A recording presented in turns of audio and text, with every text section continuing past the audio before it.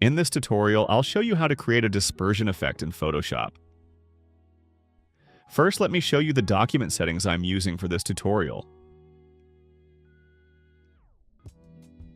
Now, make sure your foreground color is set to black, then add a gradient fill layer. Click on the gradient preview to open the gradient editor. Under Basics, select the black to white gradient. Set style to radial, enable reverse, and set scale to 500%. Then click OK.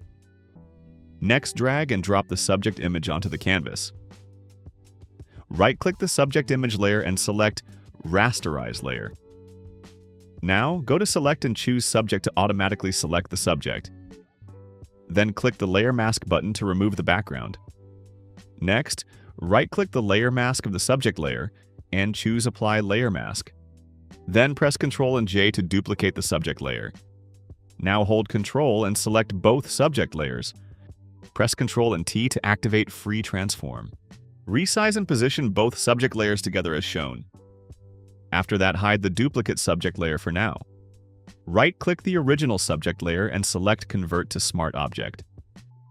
Then go to Filter and choose Liquify. Select the Forward Warp tool. You can use the bracket keys to adjust brush size. Drag the right side edges of the subject to create a liquify effect like this.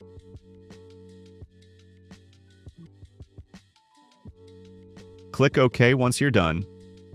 Now make sure the original subject layer is selected. Then go to Image Adjustments and choose Black and White. Set the preset to Red Filter. And click OK. Next, hold Alt and click the Layer Mask button to add an inverted layer mask to the liquefied subject layer. Now unhide the duplicate subject layer. Convert it into a smart object as well. Then go to Image, Adjustments, and choose Black and White again. Set the preset to Red Filter, and click OK.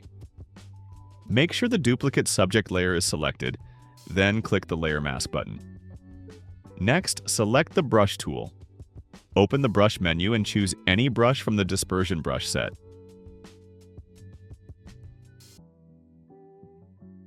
Use the bracket keys to adjust brush size, and use the left and right arrow keys to rotate the brush. Make sure the duplicate subject layer's layer mask is selected, and the foreground color is set to black. Brush along the right side edges of the subject to create a cracked dispersion effect like this. For the best result, keep changing the brush size, rotation, and use different dispersion brushes while painting. Also, if you want to undo a brush stroke or any step, press Ctrl and Z. To redo, press Ctrl, Shift, and Z. Now select the inverted layer mask of the original subject layer and set the foreground color to white. Then brush as shown to create the dispersion particles.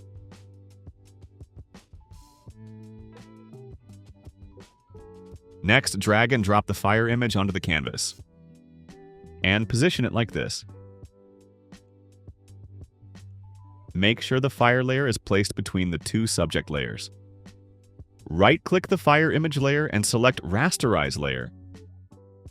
Then right-click the duplicate subject layer thumbnail and choose Select Pixels. Select the fire layer and pick the Eraser tool. Erase the unwanted areas of the fire image like this. Once done, press Ctrl and D to deselect. Now make sure the fire layer is selected, then hold Alt and click the Layer Mask button to add an inverted layer mask to the fire layer. Pick the Brush tool again. Open the Brush menu, and choose any brush from the Explosion brush set.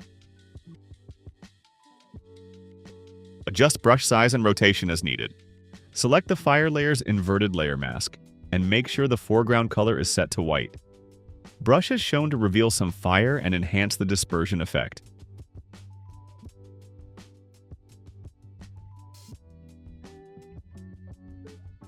Next, select the top layer in the Layers panel, and press Ctrl, Shift, Alt, and E together to create a merged copy of all visible layers.